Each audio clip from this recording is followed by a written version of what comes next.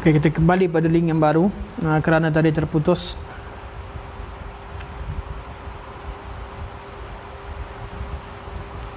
Bismillahirrahmanirrahim. Kita sambung semula insya-Allah. Okey.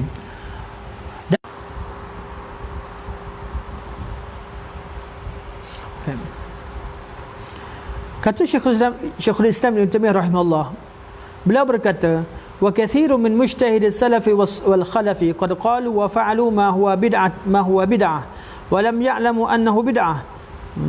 Di kalangan ulama yang mencapai tahap mujtahid di kalangan salaf dan khalaf telah berkata suatu perkara bid'ah, telah mengeluarkan pandangan dengan suatu pandangan yang merupakan bid'ah, dan mereka tidak menyedari perkara demikian. Imma li ahaditsin dha'ifatin dhannuha sahihah, sama ada kerana mereka berpegang dengan hadis dhaif yang mereka sangka pada ketika hadis dhaif yang disangka sahih, wa imma li ayatin fahimu minha ma lam yurad minha, ataupun mereka memahami suatu ayat Al-Quranul Karim yang mereka tersalah faham padanya, wa imma li ra'yin ra'auhu, dan ataupun kerana pandangan personal yang mereka lihat. Wa fil mas'alati nususun lam tablughum, mereka memberikan pandangan, dan dalam masalah nusus adanya ayat-ayat Quran atau hadis yang tidak sampai, ada hadis-hadis nusus tidak. Jadi di kalangan mujtahid juga ada melakukan kesilapan-kesilapan yang mana sebahagian dari kesilapan itu merupakan suatu bid'ah. Silap artinya mereka keluarkan pandangan, berijtihad, melakukan suatu kesilapan, dan kesilapan itu berlaku di kalangan ulama-ulama, di kalangan salaf khalaf, walaupun sedikit berlaku di kalangan ulama salaf dan khalaf. Saya kata banyak mujtahid yang berlaku perkara demikian. Bukan bererti seorang mujtahid itu banyak. Mereka tidak menyadari berdasarkan demikian, sama ada kerana hadis dhaif dan bahawa sahih, ataupun ayat-ayat Quran mereka faham dengan cara yang tidak tepat, ataupun mereka mengeluarkan suatu pandangan sedangkan ada nas yang menyalahi mereka dan nas itu tidak sampai pada mereka. Apabila seorang lelaki telah cuba bertakwa pada Allah Subhanahu wa taala mengikut kemampuan mereka dan mereka tersalah, maka keadaan mereka tergolong dalam firman Allah Subhanahu wa taala, dengan kamu mengambil kesilapan-kesilapan kami sekiranya kami melakukan sekiranya kami lupa atau kami tersilap. Dan Allah menjawab, qad fa'altu, ya aku telah lakukan demikian, iaitu aku tidak menjadikan ianya sebagai dosa. Telah berkata Ibnu Abil Iz Al-Hanafi rahimahullah, berkata Ibnu Abil Iz dalam kitab Al-Ittiba', bukan dalam syarah Tahawiyah, dalam kitab Al-Ittiba', wal qawlu qad yakunu mukhalifan lin-nassi wa qailuhu ma'dzur. Dan suatu pandangan, kadang-kadang suatu pandangan yang salah menyalahi syarak itu, orang yang mengeluarkan itu diampunkan oleh Allah Subhanahu wa taala. Kerana fa innal mukhalafata bi ta'wilin lam yaslam minha ahadun min ahli ilmi. Kerana kesilapan, kerana salah faham itu tidak akan terlepas daripada salah seorang pun di kalangan ahli ilmu. Wa zalika at-ta'wil wa in kana fasida ijtihadihi.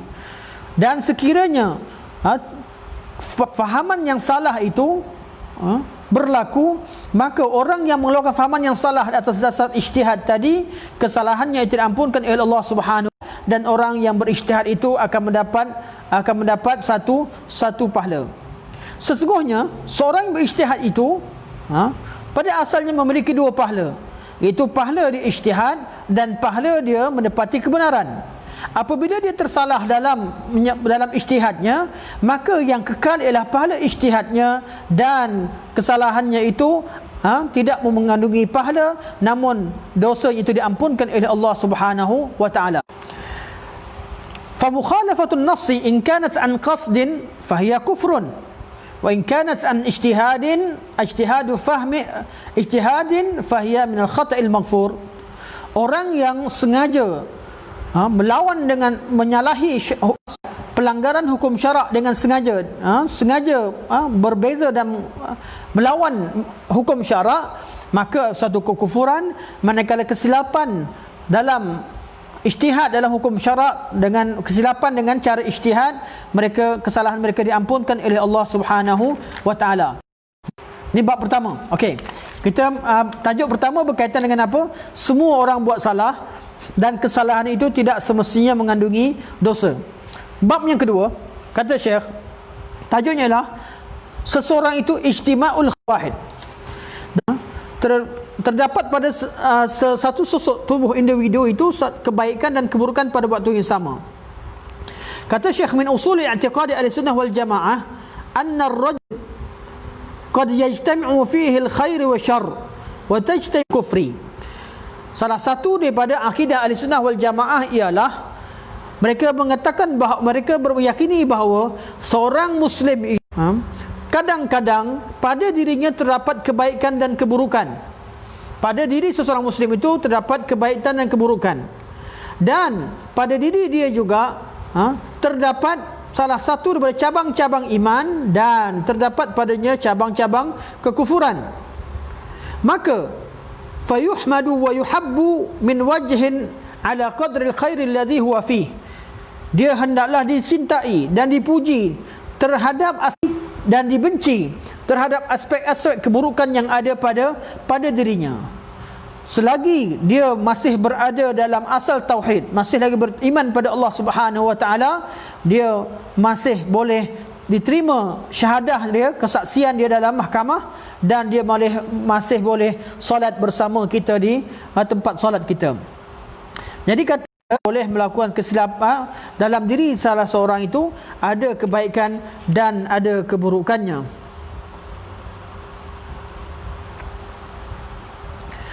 Kata Syekhul Islam rahimahullah, beliau kata, apabila terkumpul satu kebaikan dan keburukan pada seseorang, terkumpul satu maksiat dan juga ketaatan, terkumpul satu sunnah dan bid'ah pada seseorang, maka dia boleh menerima dalam bab kebaikan yang dilakukan dan kita membencinya dalam bab kesalahan yang dilakukan. Okay.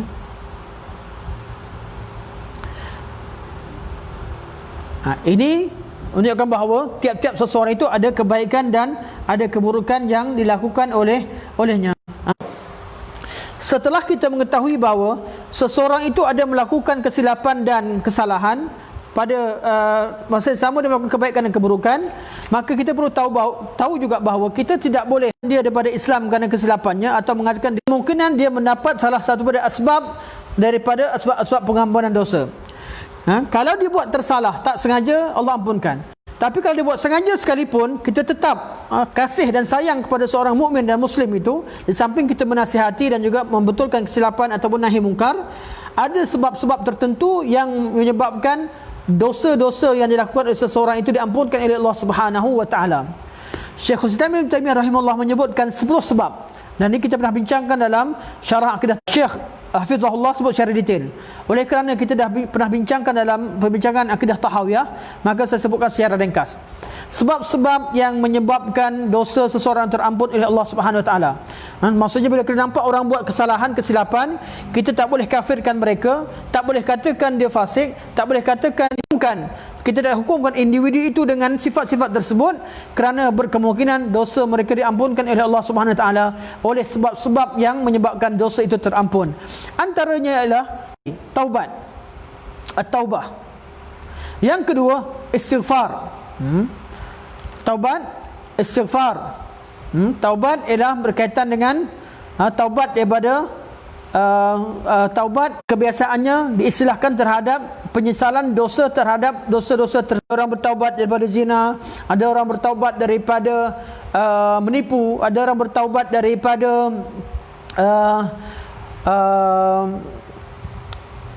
riba dan sebagainya. Jadi taubat ini dosanya tertentu.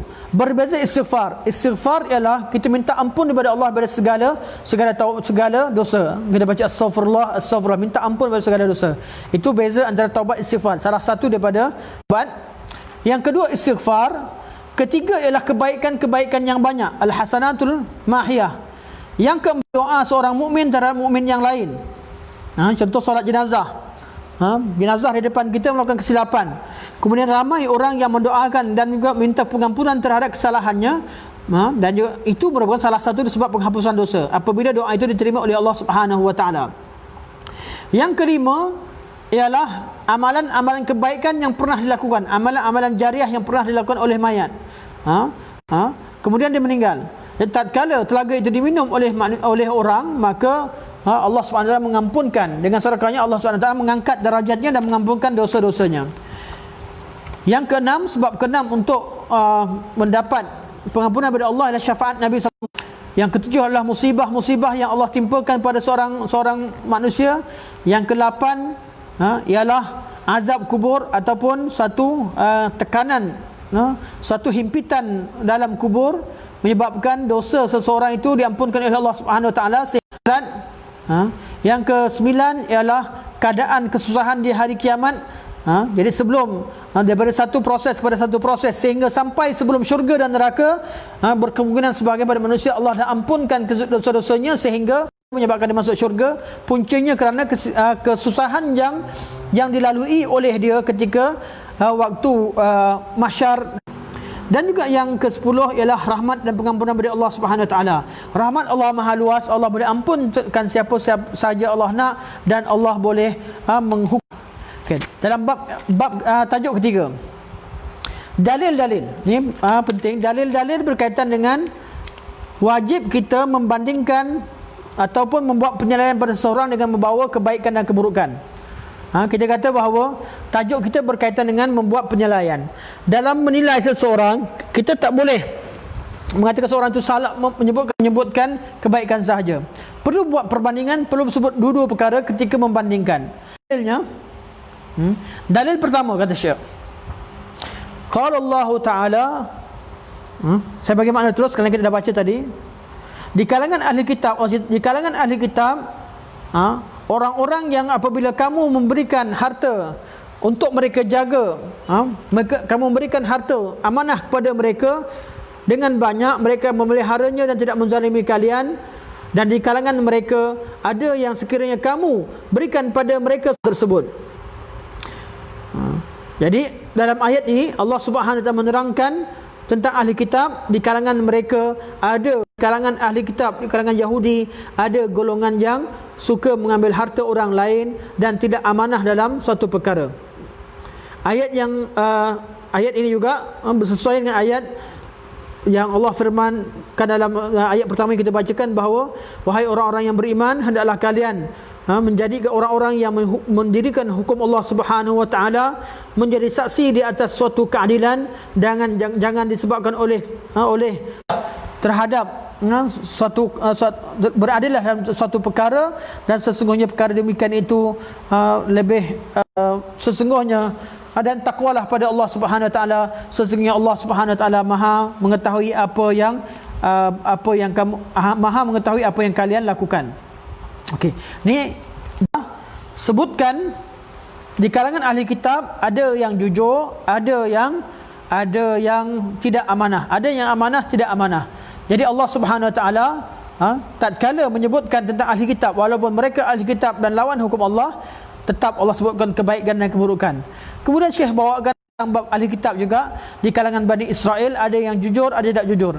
Antara contohnya ialah seorang lelaki yang meminjam, kisah seorang lelaki yang meminjam wang 1000 dinar daripada suatu tempoh tertentu.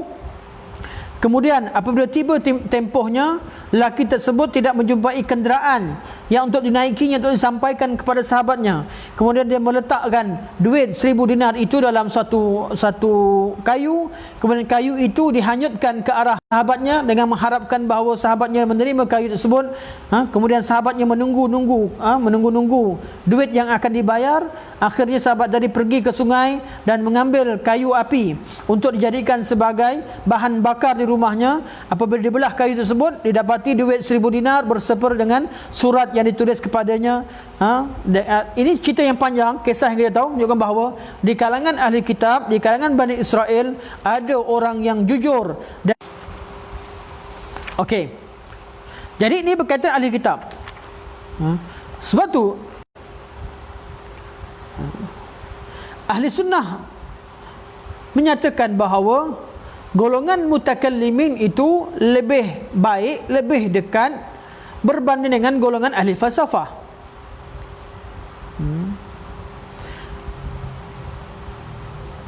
Ahli kitab, maka wujud di kalangan tiap-tiap kelompok itu ada yang baik, ada yang buruk. Dan di kalangan kelompok yang ahli mutakallimin semua sekalipun, atau orang-orang yang mendahulukan akal, ada orang yang lebih dekat dan berbanding dengan orang yang lain. Jadi perkara itu perlukan kepada keadilan.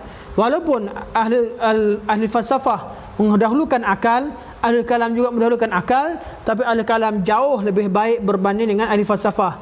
Di kalangan ahli kalam ada banyak kelompok. Sesungguhnya golongan Mu'tazilah tak sama dengan Jahmiyah. Jahmiyah lebih teruk. Dan golongan Asy'ariyah, Maturidiyah tak sama dengan golongan Mu'tazilah dan sebagainya. Kalau mereka lebih dalam bab-bab yang kesilapan mereka tak sama dengan kesilapan yang dilakukan oleh golongan Mu'tazilah. Jadi perlu berlaku adil dalam semua perkara, termasuk dalam menilai kumpulan-kumpulan ahli kitab dan sebagainya. Ini yang disebutkan oleh Syekh rahimahullah. Syekh menyebutkan contoh lagi. Dalam hadis Nabi SAW, Nabi menerima sebahagian kebenaran yang dibawa oleh ahli kitab.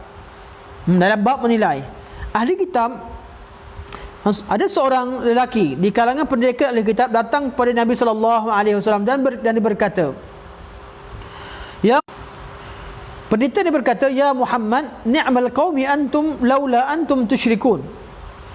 Kata pendeta tadi, wahai Muhammad, kaum kalian merupakan kaum yang terbaik di atas muka bumi ini, kalaulah kalian tidak melakukan perkara syirik. Faqala subhanallah wa ma dzak. Subhanallah, apa yang syirik apa yang kamu maksudkan?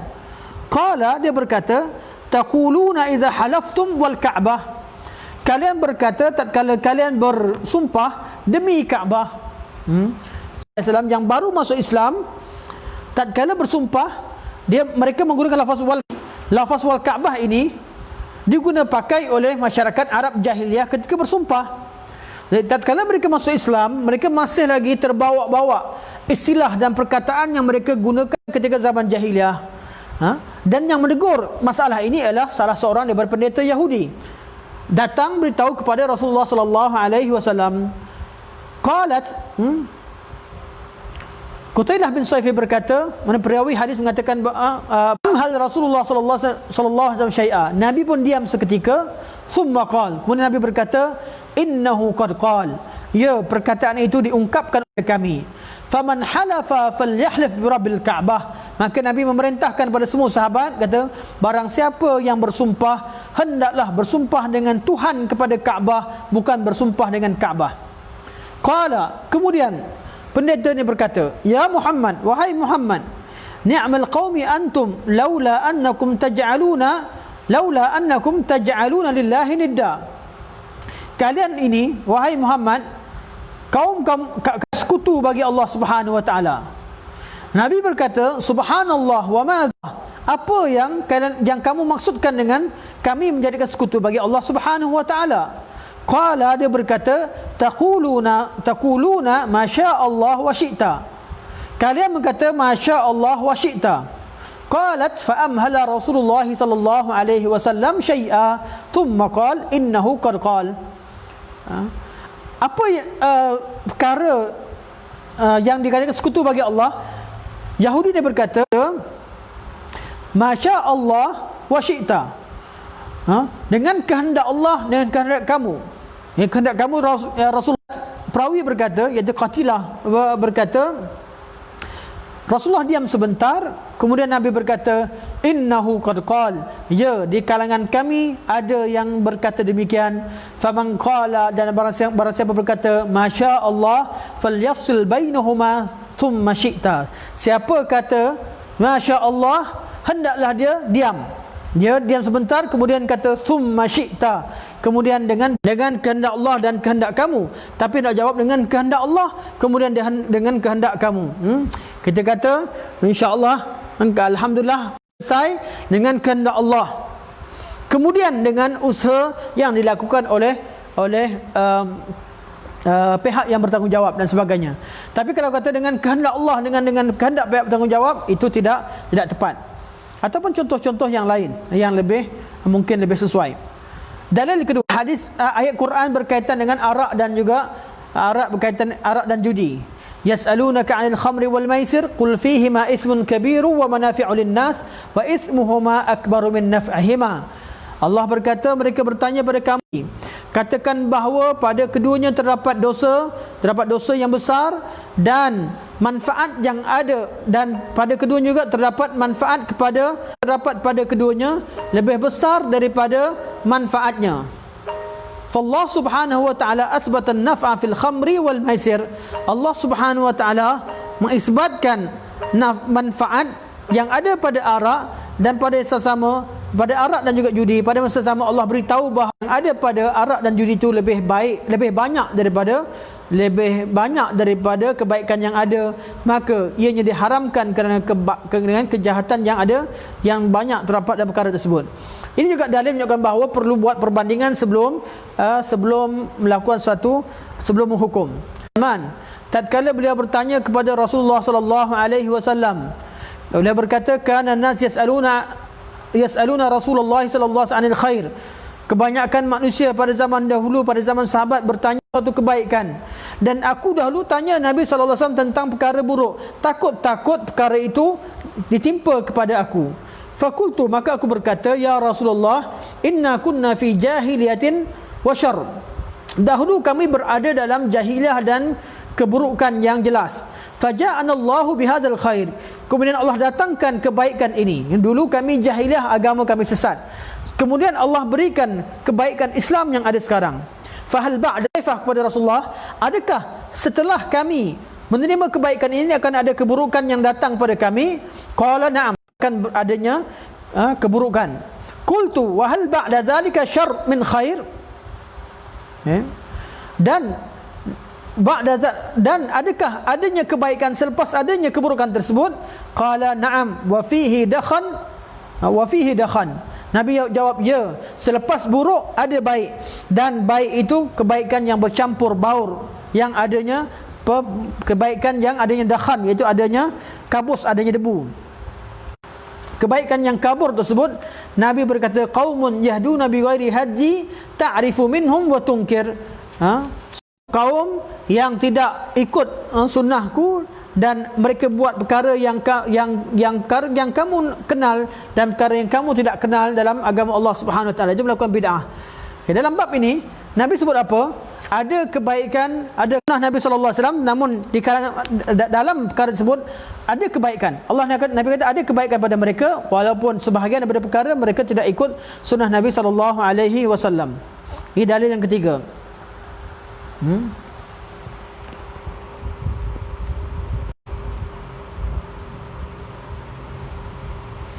Masa berbaki kita nak pukul 1, jadi kita izinkan saya sampai 1.15 insya-Allah kita akan berhenti.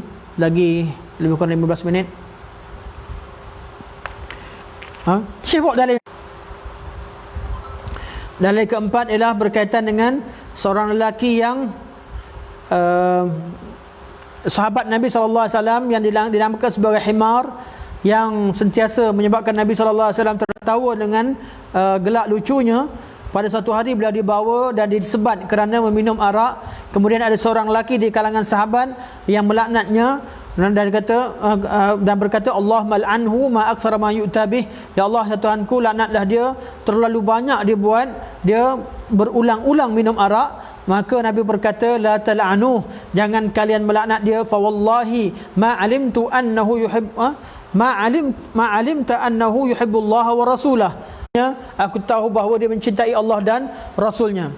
Jadi di sini Nabi SAW, walaupun sahabat tadi berak, namun Nabi SAW mengatakan bahawa jangan laknat dia kerana dia mencintai Allah dan Rasulnya. Artinya dalam buat penilaian terhadap seseorang perlu disebutkan kebaikan dan keburukan pada masa yang sama. Sama juga seperti yang disebutkan dalam hadis berkaitan dengan Zulkhuwaisirah At-Tamimi, iaitu pengasas kepada mazhab Khawarij.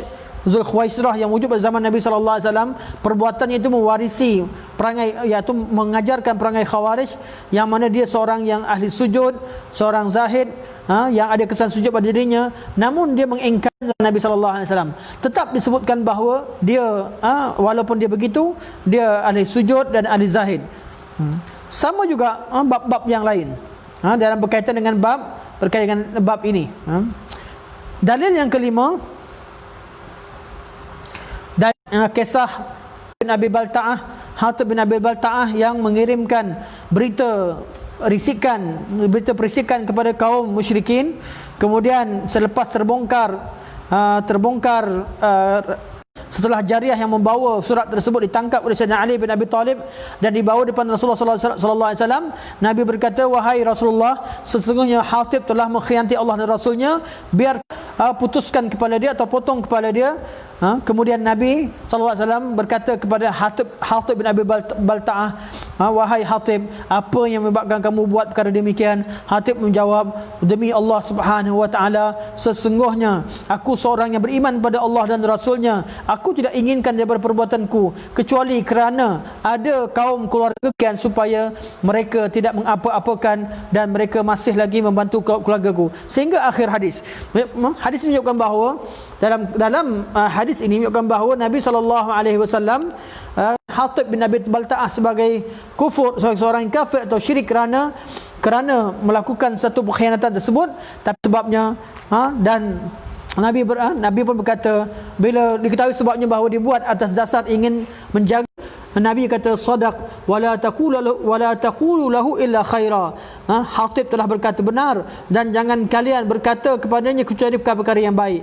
Umar pun menjawab, Umar berkata, "Innahu qad khana Allah wa rasulahu wal mu'minin fada'ni li adrab unqah." Sesungguhnya Hatib telah mengkhianati Allah dan Rasulnya dan mengkhianati kaum muslimin, maka biarkanlah aku membunuh. Bukankah Hatib itu di kalangan ahli Badar dan Allah Subhanahu wa taala telah berkata, "I'malu ma syi'tum wa qad wajabat lakumul jannah." Wahai ahli Badar, buatlah apa sekalipun dalam hidup kalian, maka Allah telah tetapkan syurga pada kalian dan aku telah ampunkan kalian. Maka Umar pun mengalirlah air mata Umar mendengar kata-kata Rasulullah sallallahu alaihi wasallam demikian dan berkata, "Allahu wa rasuluhu alam." Dalam hadis Hatib bin Abi Balta'ah, kata Ibnu Qayyim rahimahullah, dalam kaedah syarak dan hikmah syarak, seseorang itu melakukan kebaikan-kebaikan yang banyak dan besar dalam Islam, maka kesalahan-kesalahan kecilnya terampun dengan kebaikan-kebaikan yang besar yang dilakukannya dalam Islam. Okay. Dalil yang keenam dalam bab wajib menyebutkan kebaikan dan keburukan pada seseorang, Nabi berkata, "La yafraq mu'min mu'minah in kariha." Janganlah seorang lelaki memusuhi seorang lelaki mukmin memusuhi seorang wanita yang mukminah sekiranya dibenci padanya satu sifat, maka dia redha pada sifat yang lain. Nabi berkata kepada pada suami-suami, tatkala tak suka pada isterinya pada satu sifat tersebut, jangan menceraikan wanita tersebut kerana berkemungkinan kamu benci pada isteri kamu pada satu sifat dan kamu hakikatnya redha dan suka terhadap beberapa sifatnya yang lain. Jadi dalam bab membuat perbandingan, buat penilaian, wajib dibandingkan perkara baik dan buruk, tak buruk saja atau hanya lihat pada sisi yang baik. Jadi bagaimana caranya? Caranya ialah sisi kebaikan dan keburukan. Yang buruk kita tolak, yang baik kita terima. Sekiranya yang buruk lebih banyak, kita tidak menjadikan dia sebagai satu tokoh yang perlu dimuliakan, kita hanya terima kebaikan yang daripadanya, atau kita tidak memasyhurkan dia, manakala kebaikan yang banyak kita jadikan sebagai tokoh kesilapan tersilap. Ini bab yang kedua.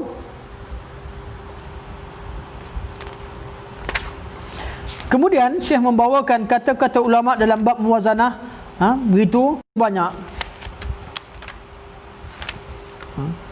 Syekh sebutkan 19 nama. 19 nama ulama besar yang menerangkan bahawa sebelum kita menghukum pada seseorang, hendaklah kita bawakan kebaikan dan keburukannya untuk dibincangkan. Saya sebutkan nama saja. Pertama, kata-kata Sa'id bin Musayyib atau kedua, Al-Imam Sya'bi rahimahullah. Ketiga, Al-Imam Muhammad bin Sirin. Keempat, Al-Imam Syafi'i rahimahullah. Kelima, Al-Imam Al-Humaidi, itu guru pada Al-Imam Bukhari, anak murid Imam Syafi'i rahimahullah. Al-Imam Abu Hatim, Al-Imam Ibn Hibban, Al-Khatib Al-Baghdadi, Ibn Abdul Barr, Syekhul Islam Ibn Taymiyah rahimahullah, Ibn Qayyim rahimahullah,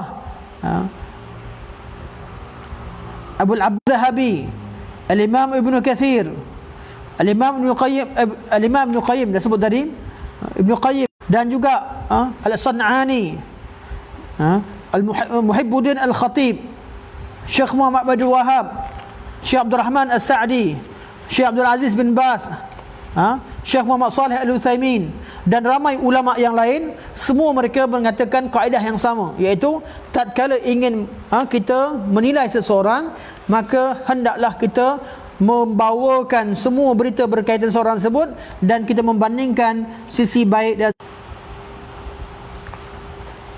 dan tajuk yang kelima dalam bab ini, bab zanah.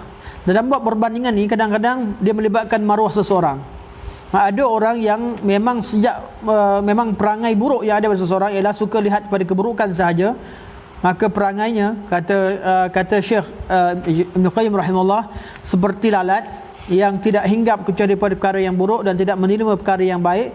Dan ada orang yang perangainya seperti lebah yang hinggap di tempat-tempat yang mencari kebaikan yang ada pada. Selesai bab kedua, kita masuk bab ketiga. Bab ketiga ialah manhaju imatul hadis fi taqwimir rijal. Manhaj ulama hadis dalam menilai rijal. Saya tak akan terangkan secara detail kerana masalah ni sangat teknikal, ilmiah dan berkaitan dengan ilmu hadis. Namun saya bacakan tajuk-tajuk hadisin menilai perawi. Pertama, al-amanah al-ilmiah indal muhaddisin. Golongan al-hadis itu sangat amanah dalam ilmu mereka. Mereka sangat jujur dalam menyampaikan ilmu. Kat mana nampak kejujuran mereka? Pertama, kita akan dapati bahawa di kalangan ulama-ulama jarah wa ta'dil, di kalangan mereka menilai atau mentad'ifkan perawi-perawi yang lemah, walaupun perawi tersebut di kalangan kaum keluarga mereka sendiri. Ada di kalangan perawi, di kalangan ulama jarah ta'dil yang mendaifkan bapa mereka, ada yang mendaifkan anak mereka sendiri, ada yang mendaifkan adik-beradiknya sendiri, ada yang mendaifkan sepupunya sendiri. Kerana apa? Kerana mereka lebih pentingkan kebenaran. Dalam bab ini juga, dalam bab amanah ilmiah dalam kalangan ulama hadis juga kita dapati bahawa ada di kalangan ulama jarah wa ta'dil yang menghukumkan orang-orang salih yang sepakat bahawa dia dhaif dalam periwayatan, seperti hukum mereka terhadap Abi Zinad,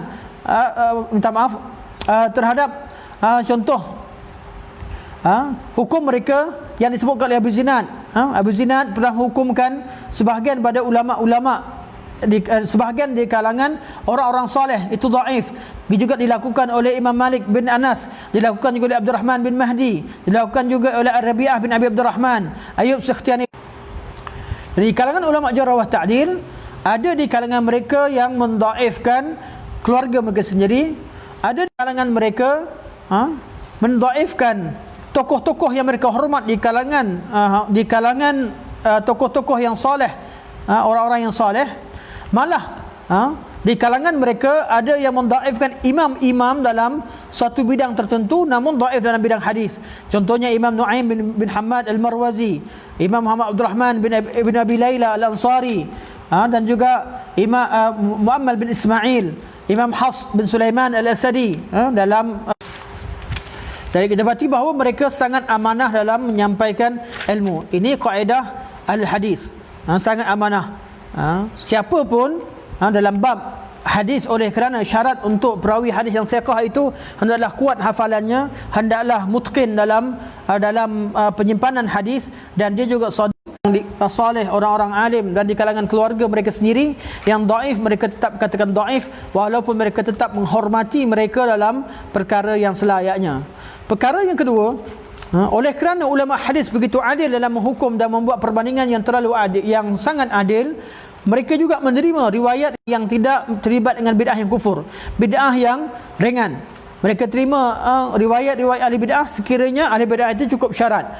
Pertama, rawi yang thiqah, mereka yang dhabt, kerana dia dhabit dan perawi itu adil, dan juga riwayat itu bersambung sanad, maka riwayat ahli bid'ah itu diterima oleh ahli hadis, kerana mereka orang-orang yang sangat sangat mementingkan amanah ilmu. Di sini Syekh bawakan contoh-contoh perawi-perawi yang di kalangan ahli bid'ah namun diterima oleh ulama hadis. Contohnya Abdullah bin Abi Najih Al-Makki, dia salah seorang tokoh Qadariyah, namun tatkala ditanya kepada Al-Imam Ali Al-Madini tentang kedudukannya, dia kata amma fil hadis fa huwa fihi thiqah. Dalam hadis dia ada seorang salah fakana qadariyan mu'tazilan, manakala dalam pandangan dia, akidah dia seorang qadariyah dan seorang qadari. Sama bin Khaisam Al-Hilali, Sa'id bin Khuthaim Al-Hilali, seorang yang dikatakan Syiah ataupun seorang yang terlibat dengan tasyayyu'. Tapi tatkala ditanyakan kepada Imam Yahya ibn Ma'in, beliau berkata Syiah, qala Syi'i thiqah, Syiah tapi thiqah, Qadari thiqah. Dia Syiah dan Qadariyah, namun dia adalah thiqah dalam ilmu hadis. Juga begitu keadaan seperti keadaan Salim bin Ajlan. Salim bin namun dalam masalah hadis dihukumkan dia sebagai thiqah kerana dia tidak pernah berdusta dan dia adil dalam periwayatannya dan dia hafal dalam bidang hadis. Sebab tu di kalangan ulama hadis mereka sangat objektif dalam menerima suatu perawi, dan mereka lihat adalah sejauh mana seseorang itu meriwayatkan hadis dengan benar. Sama juga seperti Adi bin Thabit. Adi bin Thabit adalah seorang Adi bin Hatim, bukan sekadar Syiah biasa, Syiah yang melampau, namun riwayatnya tetap diterima kerana tidak pernah didapati dia berdusta dalam riwayat dan akhlaknya baik. Dalam bab-bab ini kita dapati bahawa ulama hadis sangat berhati-hati dan amanah dalam ilmu mereka. Okey. Dan ulama hadis juga melihat kepada dalam bab periwayatan, ada semua ulama yang dikatakan thiqah sekalipun pernah melakukan kesilapan, namun kesilapan yang kecil itu silap sedikit-sedikit akan kesilapan kecil itu adalah lumrah pada manusia yang mereka hukumkan sebagai kesilapan. Dan pada penghujungnya, sebagai penutup dalam bab ulama hadis ini tentang kaedah manhaj muwazanah ataupun taqwim dalam al-hadis ini ialah kaedah kalamul aqran yutwa wala yurwa. Kata-kata jarah yang diterima daripada seorang sahabat terhadap sahabatnya yang bersaing dalam suatu ilmu itu dilipat, tidak diriwayatkan, tidak disambungkan riwayatnya. Zaman sekarang kita dapati bahawa contohnya dua orang tokoh yang sama-sama ketokohannya, kemudian berlaku persaingan antara mereka, salah seorang itu menyebutkan kelemahan seorang yang. Okey, masuk pada bab terakhir dan penutup pada bab ini ialah amsilah tatbiqiyah fi takbir fatihim. Contoh praktikal dalam menilai tokoh-tokoh dan karangan mereka. Okey, tokoh yang sebagai contoh tokoh pertama Al-Imam Abu Hanifah rahimahullah. Imam Abu Hanifah adalah imam mazhab 4, imam-imam yang agung, tokoh dalam ilmu syariat Islam, ilmu fiqh, tokoh dalam ilmu akidah yang kuat mempertahankan sunnah Nabi SAW. Namun beliau telah memasukkan telah menyatakan suatu pandangan yang kadang-kadang bertentangan dengan sebagai bernas, sehingga beliau dinisbahkan kepada irja', disebut murja' fuqaha. Dan beliau juga kadang-kadang mengeluarkan pandangan yang berbeza daripada hadis Nabi SAW.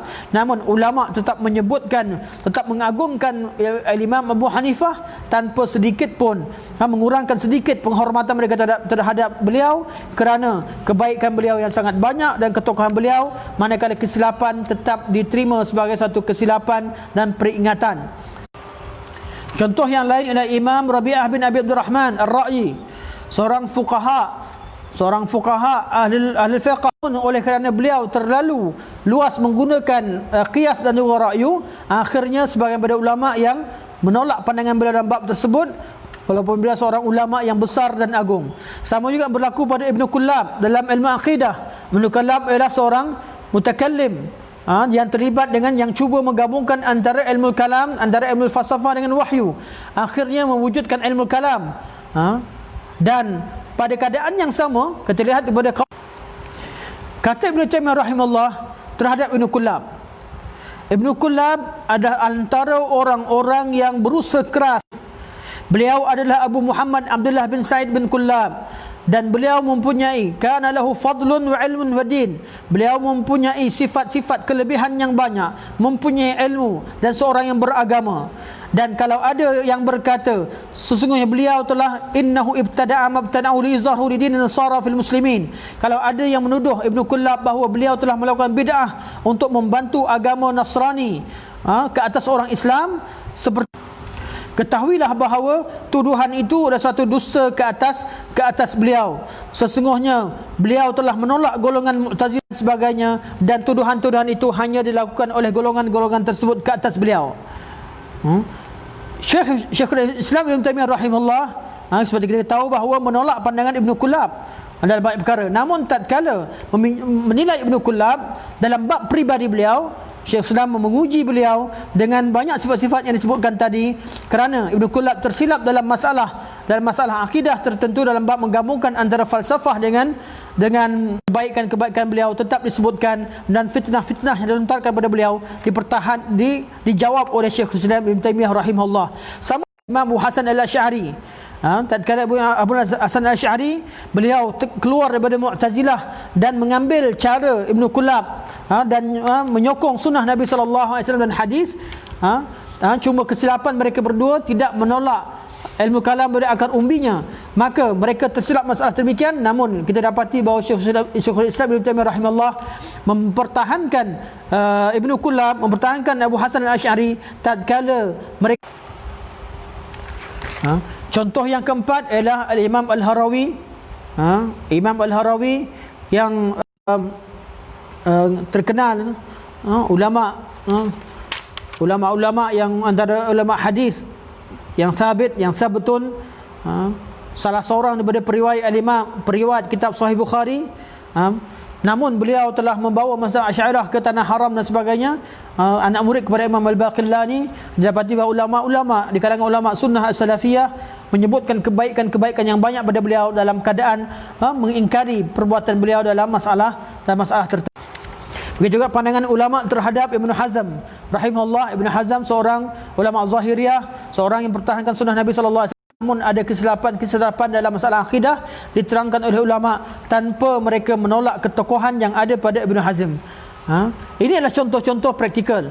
Manakala contoh-contoh kitab Manazilus Sairin oleh Al-Imam Al-Harawi, Ismail Al-Harawi, walaupun dalam kitab ini mengandungi banyak kesilapan-kesilapan, namun Al-Imam Ibnu Qayyim rahimahullah mensyarahkannya dalam bab-bab yang betul dan membetulkan. Kitab yang kedua, kitab Ihya Ulumuddin. Ihya Ulumuddin mengandungi ilmu yang banyak, kebaikan yang banyak, namun di dalamnya juga terdapat hadis-hadis yang lemah, terdapat kisah-kisah yang lemah, terdapat dakwah terhadap syariatkan dalam masalah kesufian dan sebagainya. Namun ulama tetap menerima kitab Ihya Ulumuddin dan menjadikan salah satu daripada kitab-kitab yang perlu dilihat dan dikaji kebaikan yang ada padanya, walaupun perlu berhati-hati dengan kesilapan yang ada dalam kitab tersebut.